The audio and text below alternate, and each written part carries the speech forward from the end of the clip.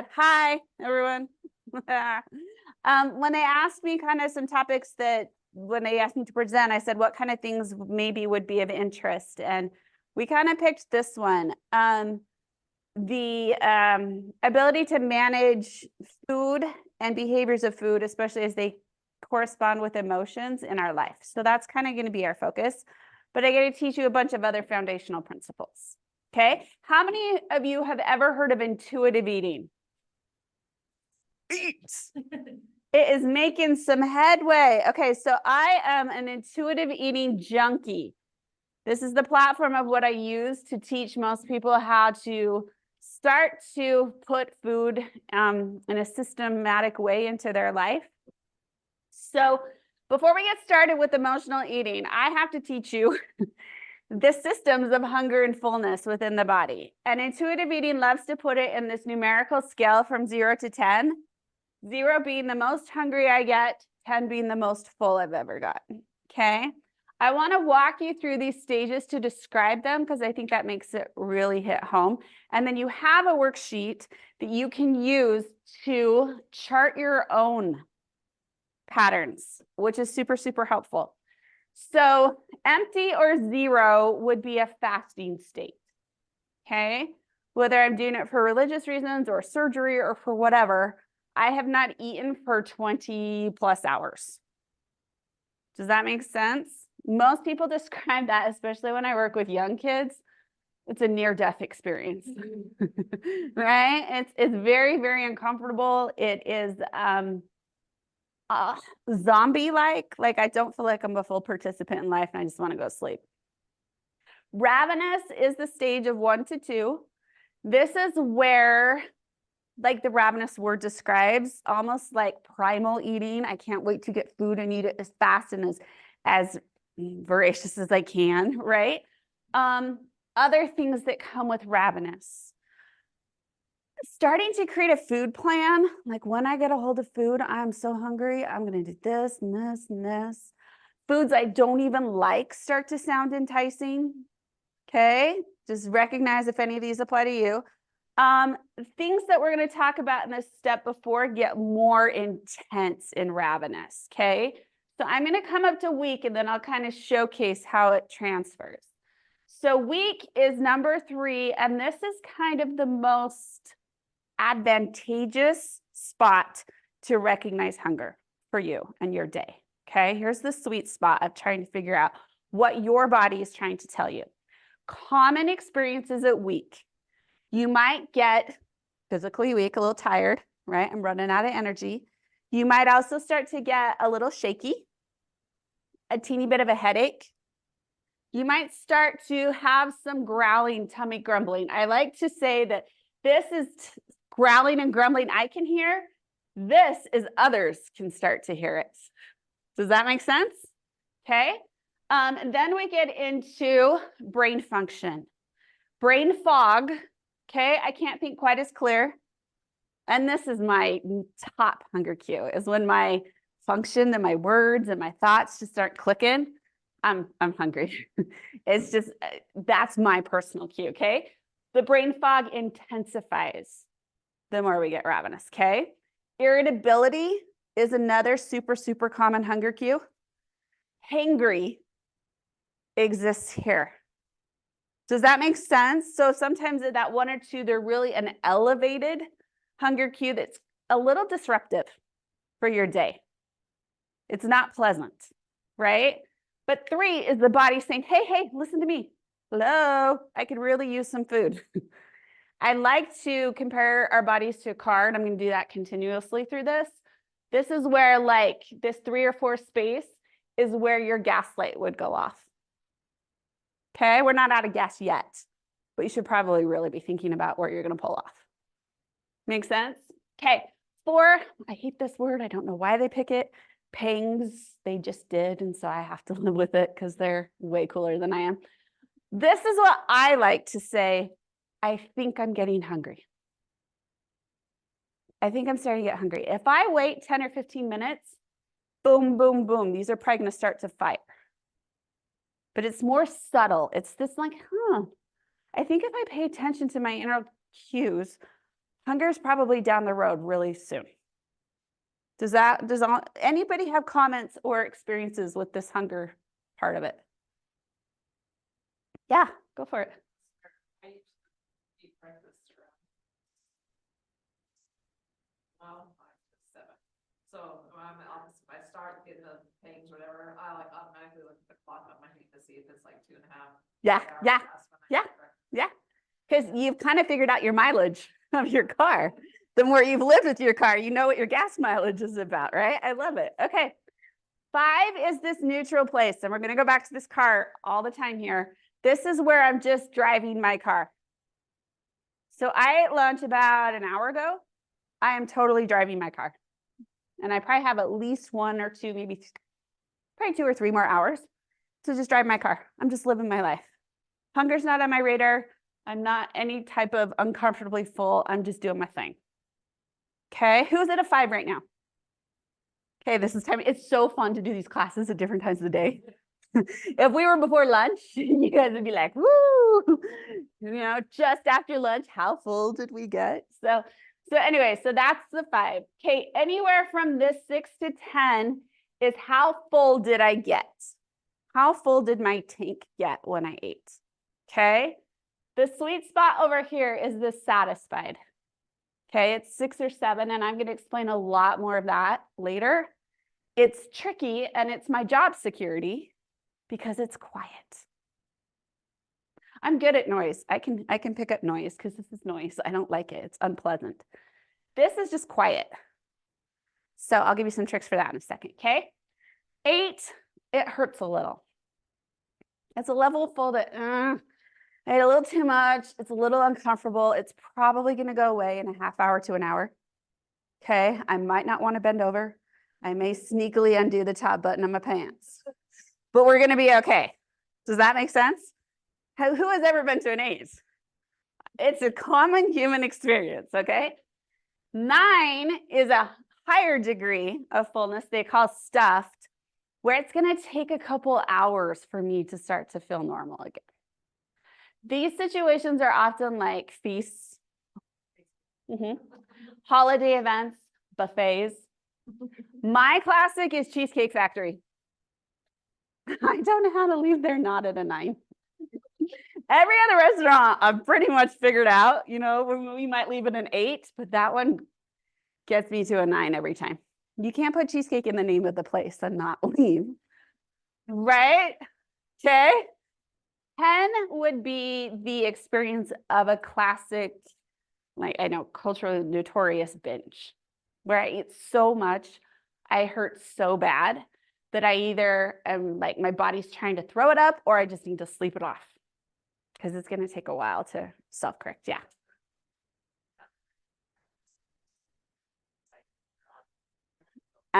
Oh, you're on the next slide, my friend.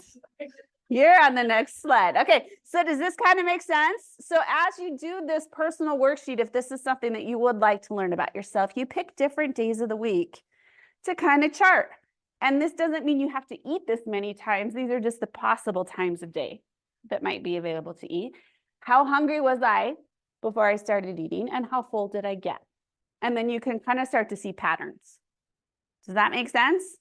Okay, so next slide. Thank you for giving me a segue. Okay, pendulums. So if we were on that number 5 to put a pendulum right down the center of it, and it's going to swing one direction, and then it wants to swing the same degree the opposite direction. So our sweet spot, I'll go back to just show you, and then I'll come back to this side. Our sweet pendulum swing is I recognize hunger here. I get to this state of fullness and stop because it feels comfortable. There's no discomfort. And then 3 to 4 hours later, I'm probably going to be back here. That's a meal pendulum swing. Snacks might not last that long, but our optimal meal space is this swing. Okay, someone just mentioned, what happens if I pull it to here? Past Sunday. When I'm done, whoa, my body's like, we need to make up for that. You tried to kill us. In essence, though, it does spark a survival mechanism within the body, because the body really, really does not want to die. It's just a humankind stayed alive with this intact. And so there's actually hormones sent off to tell the brain to overeat. So does skipping meals or saving up our calories for later really help? It just puts you in this chaotic swing.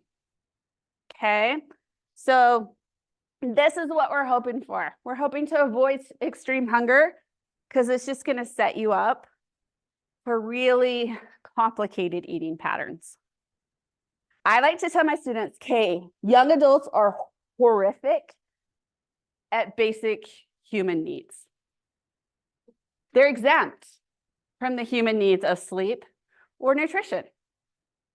They fly off of monsters, and that's about all they need. They turn into, no, I'm just kidding. Don't even get me started with energy drinks. But does that make sense? They live in this space where they really play with this. And I like to say, if you were to go on a long road trip that was going to last all day, would you just hop in the car, not caring where the gas gauge was, and just take off? Would you, especially if we're gonna go to California, so there's gonna be a lot of open desert nothingness. Are you just gonna hope for the best, or maybe have a fill-up plan? And oh no, I would make sure that I knew kind of where my fuel, or if you've ever driven I-80 through Wyoming, you know what I mean? You can't dork around with you got Laramie, you got Rollins, you know, you can't. And I'm like, you guys do that every day. You take off on this road trip and you have no idea or concern if you put gas in your car before we get started. And then we don't plan for, oh, I might not be at home when my car runs out of gas. I should probably take some food with me. Right? And so this is me trying to help them find a rhythm that their road trip is smooth throughout a day. And then they wonder why I can't focus and why I'm so emotional and why I'm so stressed and why I can't manage these things. I'm like, well, you didn't really pay attention to the plan of your road trip today. Does that kind of help maybe put it into context a little bit? Okay, so those are kind of our basic needs. I'm going to teach you how to find that sweet spot, and then we're going to get into emotional eating, okay? So again, the car, sorry. That's just my go-to connection. With the car, I can pretty much guarantee every time I pump, I'm going to get to my just right satisfied full of my gas tank. Why? Or do you guys, it automatically has the gauge, right? Or do you guys have issues with that? I was teaching a class at Mount Logan, and one of the teachers said, I grew up with a gauge that did not, or the pump that did not have that gauge. And she's like, a lot of us smell like gas. Does that make sense? And you couldn't just get back in your car, or, you know, you just had to stand there and hope you were paying attention. So it's because of the gauge, and it makes a click sound. So I'd like to try to transfer that to, does our body give a click signal? There's 3 tricks I want you to pay attention to for this that your body might be trying to tell you, because again, it's a quiet place, that we are satisfied full. Okay? You can only use this trick on food you love. You can't use it on foods that aren't very good. Okay, so think of the food you love the very, very most. When it doesn't taste as good as the first 1 or 2 bites, your body's trying to give you a click signal. So ice cream shakes is where I learned this. It can just taste cold and pleasant. Does that make sense? I did it with Snickers shakes are one of my favorite foods that God has put on this earth. And LeBeau's in Bear Lake only makes 1 size. And my children are into cookie dough, not Snickers, so no one will share with me when I would take them on our little day trips over there. So I was invested, and I earned that Snickers shake of being a stellar mom that day. So I'm like, I'm going to get this. And I had learned this technique, and I'm like, okay, perfect chance to try. 1/3 of the way in, amazing. After that, mostly cold. It tasted okay, but it was mostly just kind of cold. And I was like, oh, I found my click. And then the coolest thing happens, but it's so sad now. A&W, because at the time I lived in Smithfield and they had an A&W in Smithfield, they sold mini polar freezes that were my click size. And now they're gone. So sad. But does this kind of, try it just on your favorite foods and just see what you find. Then learning how to eat more mindfully and slower and take some pauses in your eating is priceless. If I'm just given food, especially if I order it and it's just presented to me, I'm allowing someone else to decide where my click is or where my fullness is going to be. I get somebody else that picks, which means I could go flying past my natural click, especially if I eat it quickly. So sometimes like 3/4 the way through, I just need to take a break for a minute and breathe. Maybe drink some water, talk to someone. Okay, where are we at? Are we starting to feel a little bit uncomfortable? Does it still taste good? Are we still, yeah. When I go out to eat, if it's like big portions, I will ask for it to go box right away and I cut it in half and then I'll eat some on my plate. Yep. And then still reassess. I'll get into my And then you'll reassess. Yep. Yep. That's Because just- you're not letting other people decide. Oh no, once you get started, you're committed. Yeah. So yes. Does that make sense? So yeah, and there's whole like books and techniques and principles about mindful eating that are really cool. Okay, here's my favorite one though of this. This one I think can help with more situations. So learning from history. If I have a meal or an eating time that I recognize I just got to an 8, I hurt a little. Okay, I am going to put a mental note. Okay, if I ever have this same meal again, I need to back it up a couple steps because I bet that's where my click is. Does that make sense? So I had a personal experience with this. It was hilarious. I bought a bacon genie. It was like an infomercial thing, and it was for the microwave. And it had this little halo that you'd loop your bacon over, and then it would catch the grease. And it was just like, right? So I used my bacon genie. And that particular day, the bacon was phenomenal, and we were having BLTs. So BLTs and grapes, that was our dinner. And at the time, I had little kids. So there were leftovers. Now they're all young adults and there's never leftovers. So there was more bacon and it was really good. So I had my sandwich and I had some grapes and then I'm like, there's more. I want a couple pieces of that bacon. It was so good. So I had 2 more pieces of bacon. And then the ironic thing was I left the house to go and teach a class about this. And I get into the parking lot, which is like 5 minutes away. And all of a sudden it hits. I'm at an 8. I'll be fine, but my stomach doesn't feel great. I was like, I might need to share that tonight. And so we were talking about it. I'm like, this just happened to me, right? I'm at an 8. So what do I do with that information? Do I use the guilt and the blame and the shame? It was bacon. You cannot be trusted with bacon. You can't. You can never eat bacon again. You screwed up, right? Or you overate. And so now you need to punish yourself by repenting in whatever way. Or I could be like, so cool. I totally just found my click. Next time I have BLTs and grapes, I know where my click is. And if the bacon's phenomenal, I'm not eating the crust on the stupid bread. Or there's less grapes going in. I can make adjustments, but I know where my click is. So that's my favorite tool. And I use it for most of the things, especially that we eat repetitively. Like I eat the same breakfast a lot. I've learned how to find my personal fuel tank click spot. Any questions? That kind of makes sense? Okay, so now, before I go to the next slide. So I like to do this with teenagers, especially middle schoolers who can't drive yet. So when we talk about, actually, I'll just do the thing. I'm just gonna do my little story and then I'll bring it home. So I like to tell them that I have an addiction with pumping gas, especially Maverick gas. And every time I drive past a Maverick, I need to pull over and pump some gas. Doesn't matter how far it could be across the street in Logan. One Maverick here, one Maverick there, 3 miles later in Maverick. I have to pull over and pump gas in Maverick. I have to. And so I go over and I love the rush of the thing and the smell and the numbers ticking, and it's my thing. And they look at me like I am crazy. And I'm like, yeah, sorry, I might need help. I'm going to go seek some professional support with this, but it's real.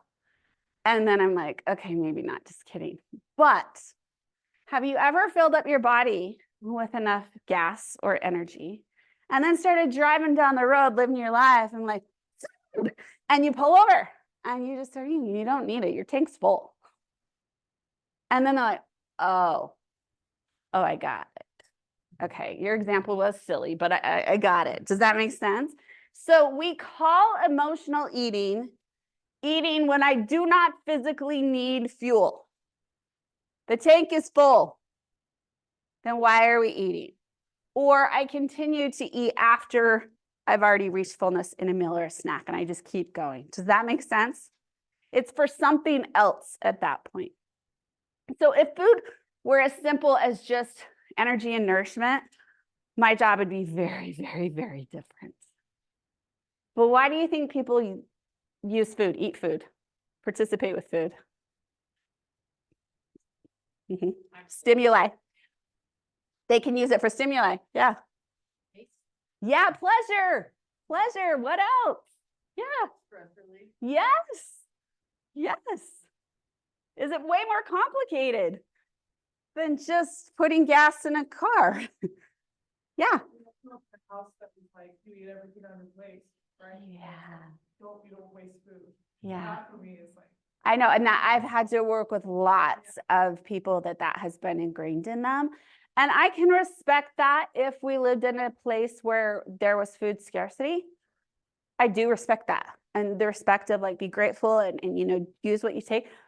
The problem I feel we have in the society we live in is there's too much abundance, and we need to be able to set personal boundaries and not feel any type of guilt for setting those boundaries, just because there's so much availability for most, if that makes sense.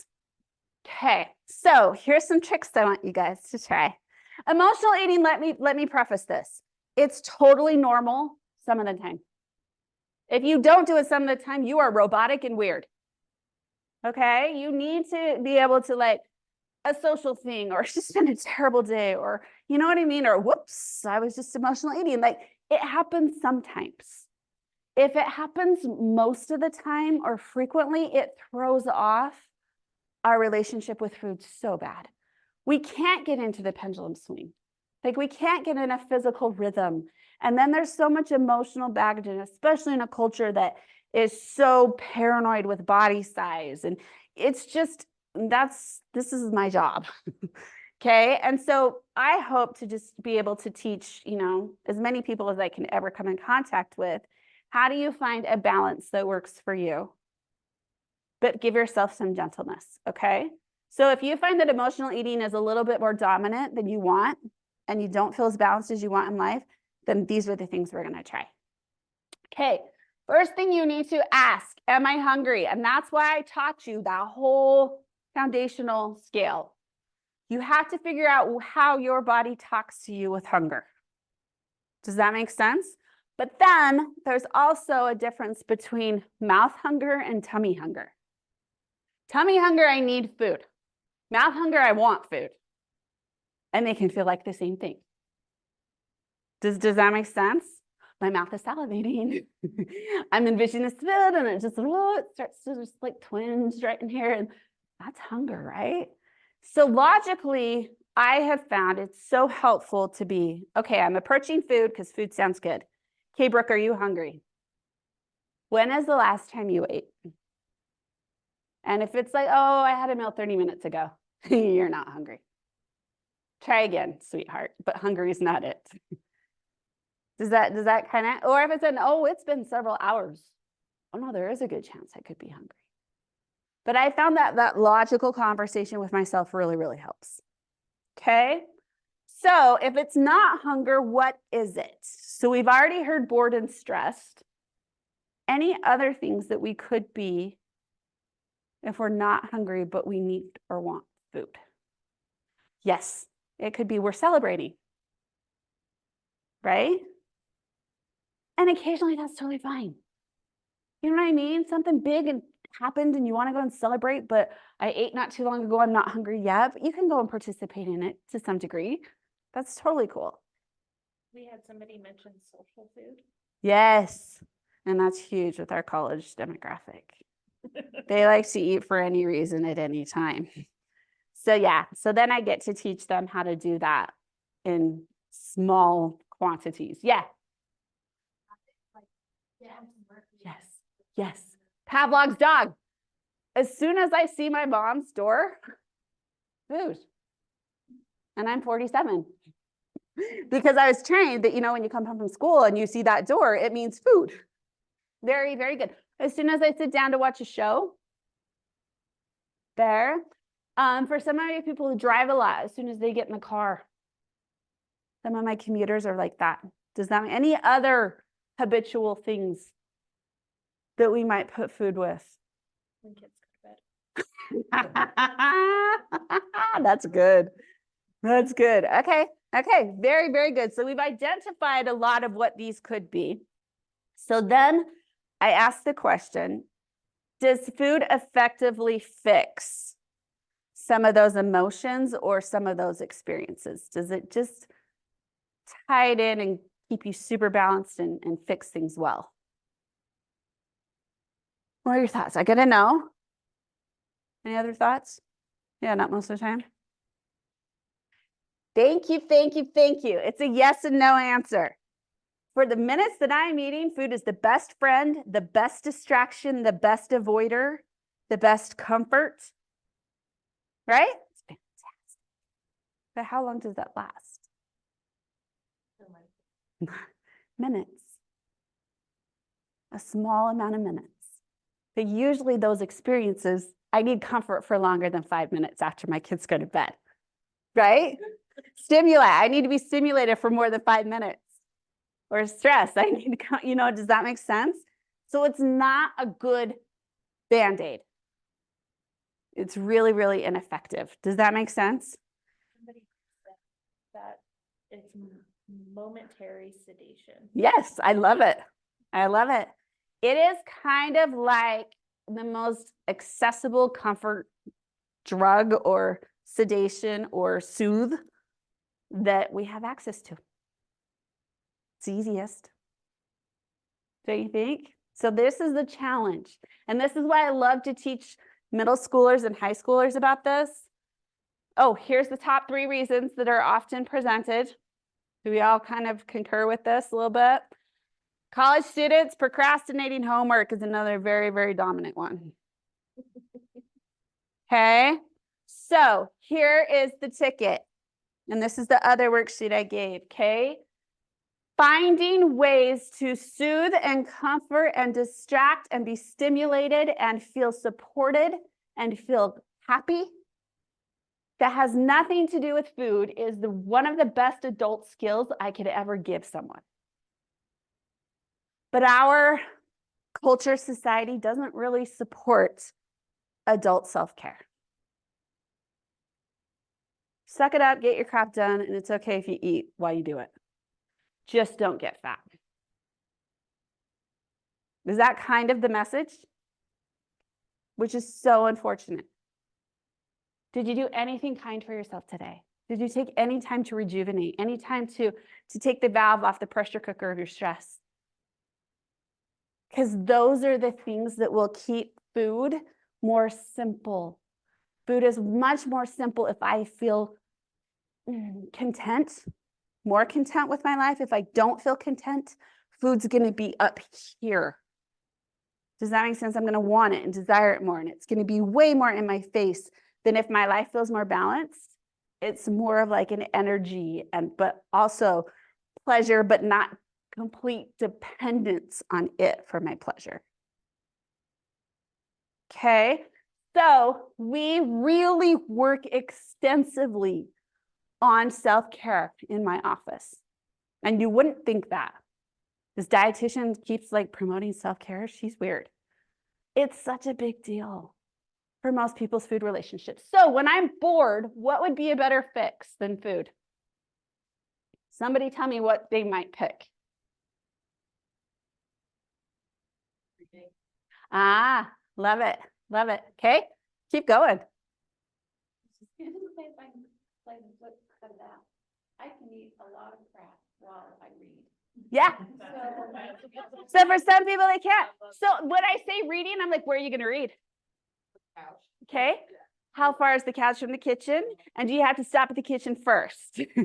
And do you have putty or a hand toy in your hand while you read? Because a lot of times this motion is super comforting. And you think binkies? Like, why in the world would a small child be obsessed with like sucking? There has to be some type of comfort instinctually in us for the action of moving our mouth and the action of like having something to do with our hands. So keeping our hands busy while we do some of these things is also really helpful. Yeah. Who else would do something for instead of food when they're bored? Yeah. Yes. I love to get outside because I'm also putting distance between me and food. Love it. What else might you guys do? Anyone else here a boredom eater? I'm a huge boredom eater. Puzzles, jigsaw puzzles are my thing. I have this huge chunk of time like on a weekend and it's like me and the food. I have to pull out a puzzle. Or else I want to stop at Maverick and just keep pumping gas all day. Right? Okay, what about stress? What type of coping skills do you have for stress that are not food? Yeah. Well, I used to have dance, right? There's places so that was You can dance in your room and have a solo dance party. Just teasing. I actually have done that. Okay, good. I Yeah. Yeah, no, that's good. That's good. I love that. I love that. But dance is a really fun one. It is funner with other people. I so agree. I like to do face masks. Oh, fun. I love that. Your mouth is covered and you can't. Good. And it's too stiff to really get it to move well, right? When it hardens. If you get that stuff on your food, it tastes so bad. Yeah, that's a good one. That's a really good one. Okay, but did we see how we all kind of went quiet a little bit? Do you think we could all improve our coping skills with stress? Yeah. What about lonely? Has that ever been something that has been a food? Like, how do you connect with others, or how do you find any form of connection? Even if it's with the TV, because there's voices and people, you know what I mean? But then how do I keep my hands busy when I do that? So there's so many lifestyle techniques that we use. Any thoughts, though? Yeah, please. Well, this is gonna sound funny, but I love funny. texting, Yeah. because it's manipulative. But so I have extended family across the United States and we have started playing some word games. and Oh, I games on. love And it. we post them for each other. And we have Yes. a family chat where we all post them. So you're stimulated there's and all these connecting. connections going on that Yes. you can put in your own time and your own place. Yes. It's just one day, but there's that tiny little connection I that's connecting love it. without too much interruption. I love that. That's such a good idea. Thank you. Thank you. So if this is something that you notice that emotional eating is tricky for you in some situations and sometimes, being mindful that I need to put things to look forward to in those times of my day. So when my kids go to bed, what am I pumped to experience tonight that doesn't have to do with food? Because I'm excited and I'm looking forward to it. And it's going to fix some of these things for a lot longer than the food might. If you're hungry, eat. Does that make sense? But we're talking about if we're not, but we have this habit to go to food. Okay, and I have just enough time. Okay, this is a little bit, we're going a little bit different direction, but it kind of still hooks in. Okay, So many times I feel like our food relationships are based on these ideals. And then if I screw up, it's either, okay, I've kind of screwed up and I'll just kind of like do a little bit of shame or self-blame and we'll move on. Or I'll just push the screw up button and say, well, I'm already invested. I'll just finish it. Right? Because I'm already on the bad side. And so I really love to promote, we don't have to play the good or bad game. But we live in a society that throws this at us constantly. So I love to talk to people about how we choose to label or categorize foods, because I think it makes a big difference in our food relationships. So I'm going to give you a couple examples and we'll see if you guys have any others.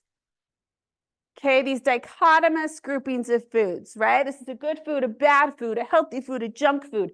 What other labels do you hear in your life to describe categories of foods? Whole foods. What would be the opposite of whole foods? Processed. It's so funny how we are so programmed.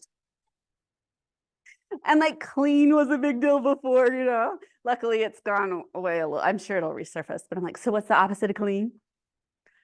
Dirty foods. Foods that aren't washed. No, I'm just teasing. But it comes back to the whole and process. Does that make sense? Okay, what type of connotations do we put on this? How many times do these come into conversations? Do we internalize, I just ate a junk food. So what does that make me?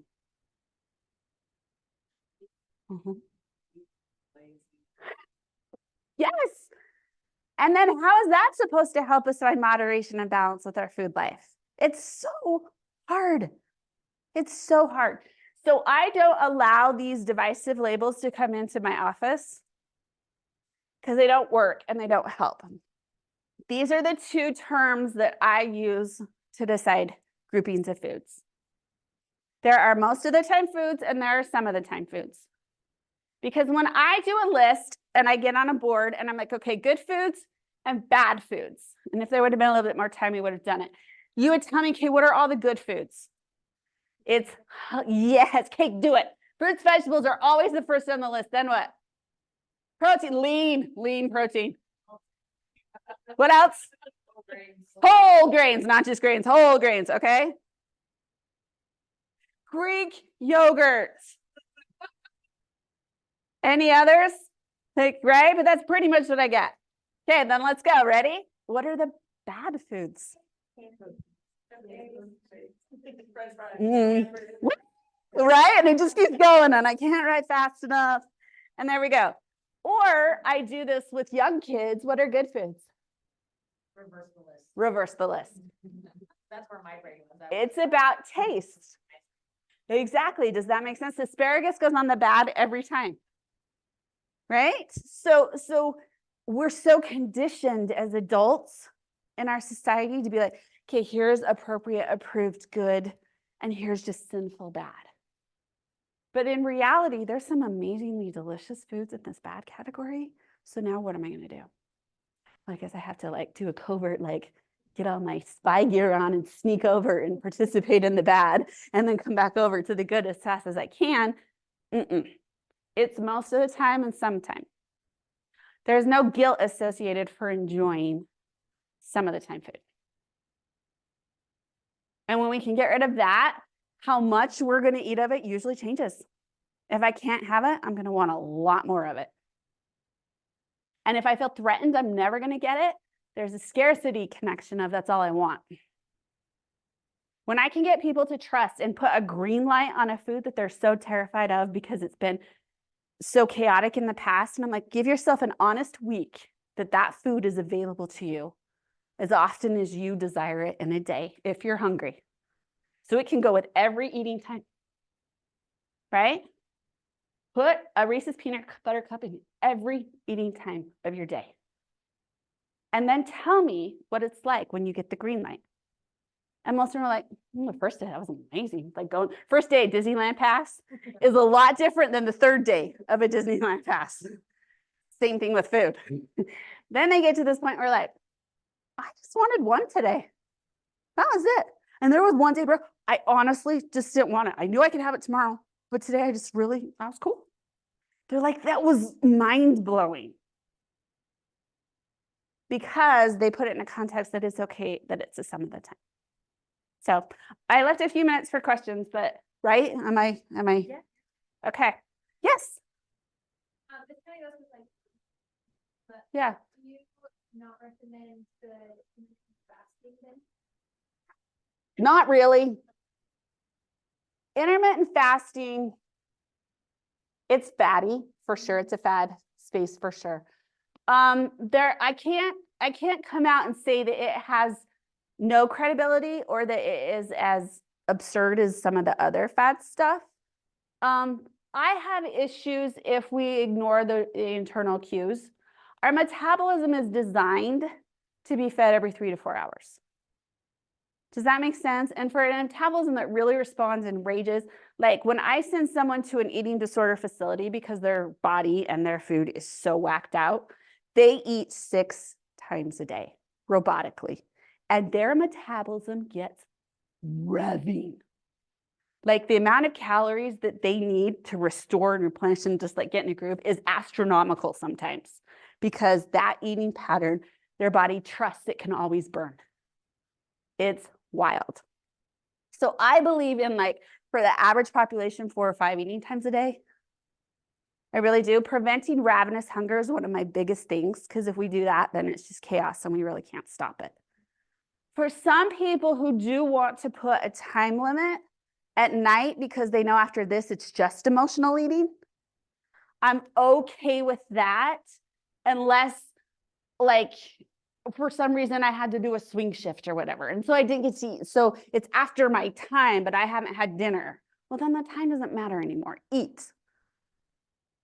Does that make sense? And the myth that if I eat late at night, it turns into fat, stupid. Okay. It's just stupid. Your body still burns a buttload of calories while you're asleep. Most of the calories that you need for an entire day, you don't have to earn through movement. It's just to keep this thing alive. So did that help a little bit? Okay. Yeah. Any other questions? That was a great question. How do you restructure it? What do you consider thinking? Like all of it.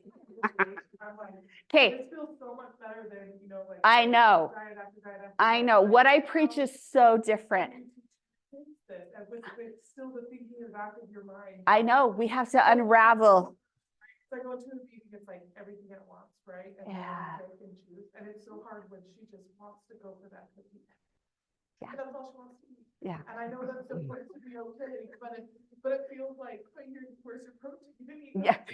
You know? And so as a parent, you do get to allow how often the cookies are presented. I would make it at least daily. Never let it be a deprivation thing, because that throws everything off. But then, you know, just exposures and understanding that, of course, we're going to want the immediate gratification foods until we start to understand, oh, there's more and there's balance. And yeah. So that's why, too, and I didn't bring a slide, but that's why I kind of wrote the book that I did, was to try to give just whoever wanted to just a resource of how to kind of restructure. And there's a whole body image section too, of how to break down so many of the abusive things that we do to ourselves with comparisons and judgments and all of that. That could be 2 or 3 other sessions. But so just try to put that in frameworks. So yeah, I know that's my job, is to unravel lots of years of misinformation. Okay, any other? Sweet, you guys are awesome. I hope it was helpful.